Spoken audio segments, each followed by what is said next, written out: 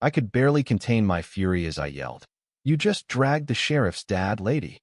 My voice shook while I stood there, staring at my 67-year-old father sprawled on our concrete driveway. His shirt was torn, his face scratched and bruised, a mix of pain and shock twisting his features. Linda Grayson stood over him, decked out in her absurd homemade uniform, a plastic badge pinned to her chest, oversized sunglasses sliding down her nose, and an armband labeled Sunny Grove Enforcement. She froze mid-tirade, her mouth hanging open, as if she'd just realized she'd stumbled into something far worse than she'd intended. Let me back up a bit. Dad and I live in Sunny Grove, a cozy middle-class neighborhood where folks mow their lawns on weekends and swap recipes over the fence. It's not flashy, but it's home. For years, it was peaceful until Linda showed up. She claimed the corner lot, rolling in with her silver Honda, a gaudy stack of solar-powered lawn flamingos, and an attitude so abrasive it could wilt flowers from 10 feet away. Worse, she declared herself the unofficial neighborhood enforcer, despite Sunny Grove having no homeowners association. We're under county rules, and that's it. Linda didn't care. She strutted around with a clipboard, a tape measure, and her phone held up like a reality TV camera, issuing fake citations scribbled in a font that screamed amateur hour. Each one was signed, Linda Grayson, Chief Enforcement Officer, a title she'd invented and wore like a crown. To the older residents, she was a pest. To the younger families, she was a punchline. To my dad, Robert Bob Miller, she was just static until she made it personal. Dad's a retired Marine, now content with gardening, old cowboy movies, and the occasional grumble about shoddy modern craftsmanship. He's tough but quiet, which is probably why Linda pegged him as an easy mark.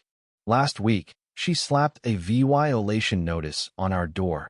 Grass height exceeds regulation by 2.7 inches. DULA 50 fine. Immediate action required. Dad crumpled it, tossed it in the trash, and muttered something about people needing better hobbies. Ignoring her was his first mistake. That morning, I'd gone to town for supplies. When I got back, Linda's Honda was parked half on our curb, half on our grass, engine humming, door flung open. I heard shouting before I even killed my truck's engine. Dropping my bags, I bolted around the house and saw her gripping Dad's arm, dragging him across the driveway like he was a trespasser. His coffee mug lay shattered, garden gloves torn off in the scuffle. Linda was screaming about obstructing a public walkway and citizen's arrest, filming it all with her phone while yanking him inch by inch. I froze for a split second, half expecting a prank crew to pop out. But no, this was Linda, and she was deadly serious. That's when I lost it. "You just dragged the sheriff's dad, lady," I roared, storming toward her. She stopped, arms still clutching Dad, phone wobbling. Dad sat up, clutching his side, and rasped, "Told her to get off my property." A bruise was already blooming near his ribs. Linda blinked, stammering, "Wait, what sheriff?" I helped Dad to his feet. "My brother, DVYD Miller, Miller County Sheriff." Ring a bell. Her face drained of color, cycling through shades of pale. "Two didn't know, didn't say assault?" "You can't just," she sputtered. "You assaulted a senior citizen on private property," I snapped. "Dragged a Marine across concrete like trash. His relation to the sheriff's the least of your worries." She tried backpedaling, claiming she was assisting him off the sidewalk, but I was already recording. She noticed, lowered her voice, and cooed, "Let's not escalate this. I'm just keeping the neighborhood in line. I have duties." "No, you don't," I shot back. "There's no HOA. You made that up." Neighbors started peeking out misses. Carter across the street, old man Pete with his cane, even the Wilson kids who usually ignored us. Linda saw the crowd, mumbled about a misunderstanding, and retreated to her Honda, still illegally parked on our lawn. I got Dad inside, handed him ice for his ribs. He brushed it off, but I could see his humiliation of being manhandled in his own yard stung worse than the bruises. I asked if we should call the VYD. "No," he said, eyes narrowing. "Let her dig her own grave first." I knew then this was far from over. Linda had picked the wrong fight. The next morning, Dad was back in the yard, trimming hedges like nothing happened, stubborn as ever, tougher than his ancient grill from '83. His ribs ached, his knee was scraped, but he waved me off when I offered to help. Still, there was a glint in his eye, a quiet fury I hadn't seen in years. The VYD showed up that afternoon, off-duty in jeans and a tee, but his Sheriff VYB was unmistakable. He strode past me to Dad, who was knee-deep in clippings. "You okay, Pop?" he asked. "Nothing I can't handle," Dad grunted. The VYD checked his bruises, said nothing for a minute, then turned to me. "Every detail. Now." I laid it all out: Linda's fake tickets, her clipboard obsession, dragging Dad while filming. The VYD listened, jaw tightening. When I finished, he didn't explode like I expected. Instead, he said, "We let her keep playing cop. Let her think she's untouchable. Then we build a case so tight she's got no way out. We bury her." I blinked. "You're serious?" "Dead serious," he replied. Dad chuckled. "She doesn't seem the knitting type." The VYD smirked. "More like fraud and impersonation." The plan was set not revenge, but justice, cold and airtight. First, we'd let Linda hang herself. Over the next few days, Linda doubled down, like she was gunning for a harassment world record. She upgraded her getup with a utility belt and a walkie-talkie. She barked into like it was real.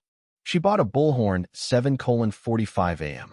Sharp, she'd blast Sunny Grove enforcement updates from her porch, starting with petty gripes about trash bins and spiraling into personal attacks.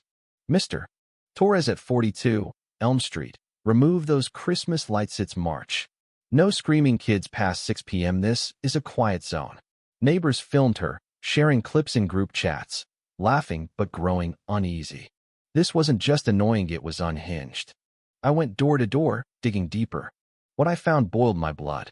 A vet named Carlos showed me letters Linda mailed him, demanding $100 to replace his faded flag. A single mom, Emily, had paid $300 for nonsense like noisy kids and excessive tricycle use. Linda even reported a therapy dog as an unauthorized emotional support unit. I documented it all: dates, amounts, photos, and handed it to the VYD. He grinned. "We're close." County records revealed Linda had registered an LLC, Sunny Grove Standards Board, a sham to legitimize her scam. She wasn't just a nuisance, she was a crook. Midweek, the tension was thick. More neighbors came forward. The VYD looped in the DA quietly. This was fraud, impersonation, assault charges stacking up. We needed one final nail. Linda caught demanding cash as an authority. Dad volunteered. I hated it, but he insisted. "She dragged me once. Won't happen again. If it does, I've got a score to settle." We wired him with a mic and camera. The VYD waited nearby in an unmarked car. Neighbors watched from windows. Dad rang Linda's bell. She answered, smug in her uniform. "You again?" Dad smiled. "Just settling my fines." "No trouble." She smirked, handed him an envelope: $75 for verbal misconduct, $100 for yard mess, $150 for defying an officer. Dad paid. She signed a receipt with her fake title. The VYD rolled up, badge gleaming. "Linda Grayson, you're under investigation: impersonation, fraud, harassment, assault." She laughed, then faltered as he held up the receipt. "You're done." Linda didn't go quietly, ranting about setups and calling the VYD a traitor. Neighbors nodded, filming. She'd lost the street. The warrant came later, but first, she tried a PR stunt: letters taped to doors claiming she was targeted by jealous rebels. I called a real meeting in the cul-de-sac: flyers, donuts, Mrs. Carter's bread. 40 neighbors showed up, then more. I shared everything: Linda's tickets, testimonies, her scooter noise curfew. Half had received fines, some paid. "That's fraud," the VYD said. Anger turned to resolve. We formed the true Sunny Grove crew. No fines, just unity. Dad was voted honorary chair, gifted a jokey Curb King trowel. Linda watched, fuming. A VYDO of her dragging Dad went VY Ralph 40,000 VYUs. Then news headlines. Fake enforcer attacks vet, sheriff's dad. She became a meme, a laughingstock. Monday, the VYD served her warrant mid-bullhorn rant. She went pale as he read her rights. Neighbors cheered as she was led away. Justice had won. Linda pleaded guilty to lesser charges: fines, a restraining order, highway cleanup duty. She moved out. A new family replaced her flamingos with a bird bath.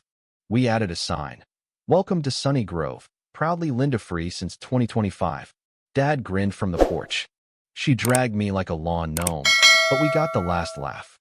And we did justice, quiet and sweet, from a neighborhood that fought back.